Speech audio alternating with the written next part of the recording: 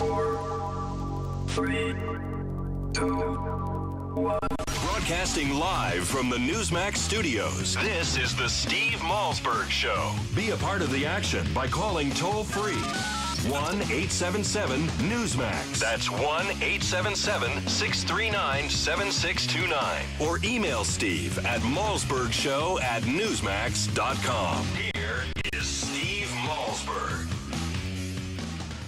He got drunk, then jumped behind the wheel of his pickup truck and plowed down 4 people in a drunken haze. So why isn't Ethan Couch behind bars?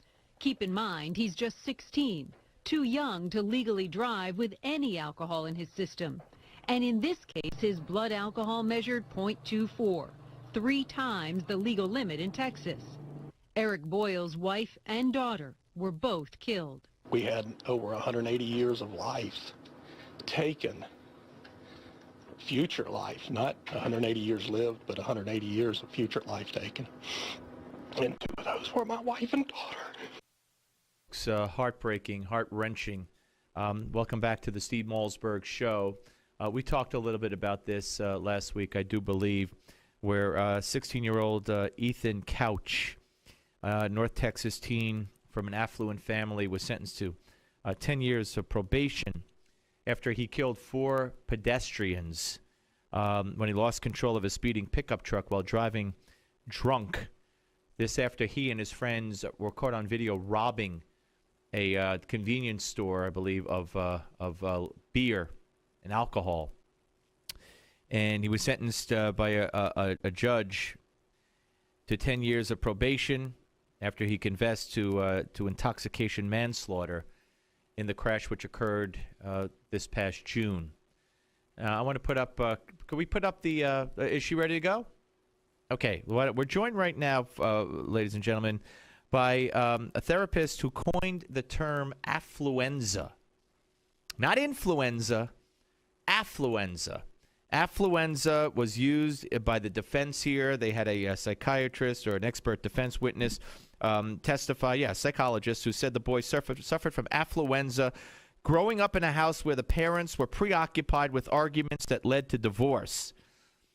Let's welcome in Jessie O'Neill. Hello, Jessie. Hi, how are you? Good. Thank you for taking the time. I appreciate it. No problem. That definition, is that definition accurate, growing up in a home, in a house where parents were preoccupied with arguments that led to divorce? Is that affluenza? No, that's not affluenza. Okay, what is affluenza? Affluenza is the inability to delay gratification and tolerate frustration, a loss of future motivation, a false sense of entitlement, low self-esteem, lack of self-worth, and frequently a loss of emotional affect.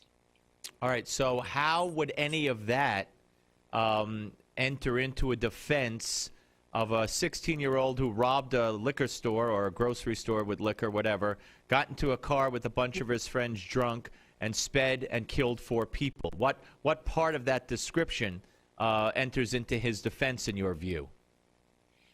Well, frequently affluenza applies to wealthy kids, although oftentimes it applies to children at the opposite end of the spectrum as well. So the money that was obviously played a part in this child's upbringing provides a big cushion, a Band-Aid for all of the wrong behavior that might have gone on.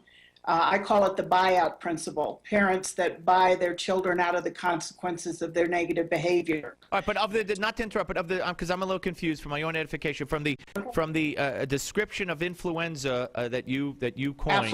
Affluenza. I'm sorry. Oh God. Right. What in that description do you believe could have been or should have been or was used as a defense? Because it seems to me that the media, I didn't see the trial, is saying, well, he was rich and he never suffered any consequences. He was never punished. His parents were getting a divorce. They always fought, ignored him. He didn't know right from wrong. But I'm trying to, of all the words you use to describe what goes into affluenza, which ones do you believe apply in this case to this Ethan Couch? Well, number one, I don't think it's a valid defense for murder. But I think the part of affluenza that applies to this young man is the inability to delay gratification and tolerate frustration. Obviously, there's some other addiction problems. He's been bought out of past behavior, and he's been bought out of this behavior. So I'm so glad you said that. But first of all, I'm also glad you said you would not have taken the stand and testified that No. your definition, and you're the originator of the term affluenza, Yes. applied here. So you don't believe that it should have been used as a defense here, or that it's a legitimate defense here, correct? No, I do not believe it's a legitimate defense for murder. I do believe that it plays in to this particular young man's pathology and his dysfunction. From what I've read about him, he fits the standard picture of an affluenza-ridden adolescent, but there are, thousands and millions of kids walking around in our country with affluenza who don't go out and get drunk and plow down 4 people and murder them. Okay, So- but before I get to you're right, the millions of kids walking around with your definition of affluenza, before we get to Right. that, one other thing, and you hit on it, and this is what I couldn't understand either. You said, and he's been bought out of this one too. I don't know about any others that he was definitely bought out of, but this one, you're right. To me, the judge should have said, wait a minute. If your defense is that his parents kept buying him out of trouble, and therefore he had no sense of right and wrong or whatever, well, now you're asking me to have him be bought out of trouble by putting him in this $500,000 rehab place, which only this guy's father could afford. And so I'm as a judge now, you're asking me to continue to buy him out and to perpetuate the problem. Am I right or wrong? Right. Well, you're right, but I also am not sure that there's any good answer. I don't think that putting him into the penal system as it stands today in our country would have been productive. He is 16 years old, and I'm not sure that sending him to a $450,000 rehab center is going to be productive. I think it possibly has a better chance than prison. But, I don't know. We'll just have to wait and see. I don't have a lot of faith in any of that treatment. As Dr. Drew said the other night on CNN, he said the treatment should have taken place a long time ago. All right, but I'm sorry to interrupt. We're talking to a Jessie O'Neill therapist who coined the term affluenza in the 90s. You're right. There are millions of kids, under your definition, millions of kids. Now, you don't think it applies to murder. But if these kids rob, steal, I don't know if you think it applies to rape, attack, beat up. Do you think that they should all be able to use the defense of affluenza, or a good percentage of them, or even half of them, and get off on that? I don't think they Oh, you froze. You froze. Say it again. You froze on the Skype. Go ahead, say it again. I'm sorry. No. I said they could certainly use it as part of the defense, but I don't think it stands alone.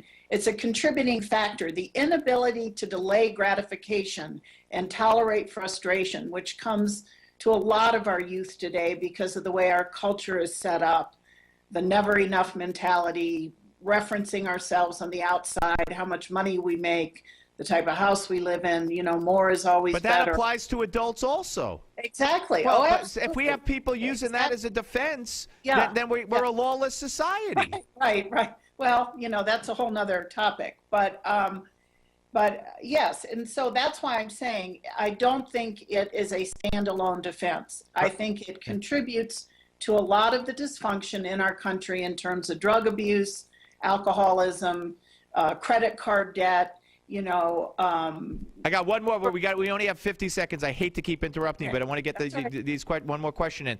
Why don't you change the name from affluenza if you say it also applies at the other end of the spectrum? Because it's about money. It's not about. But you just said it applies at the other end of the spectrum when kids don't have money.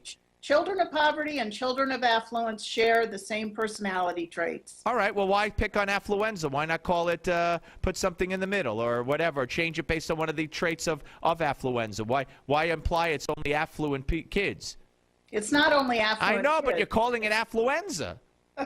That's what I'm saying. That's my point. That's my point. The word's gotten a lot of attention. I know. Well, if you come up with a good one, then you could credit me for encouraging you to change it. Doctor, thank you. Thank you very much. Have a Merry Christmas. Dr. Jessie O'Neill, therapist here, Steve Malzberg Show. Coming back. Don't go away.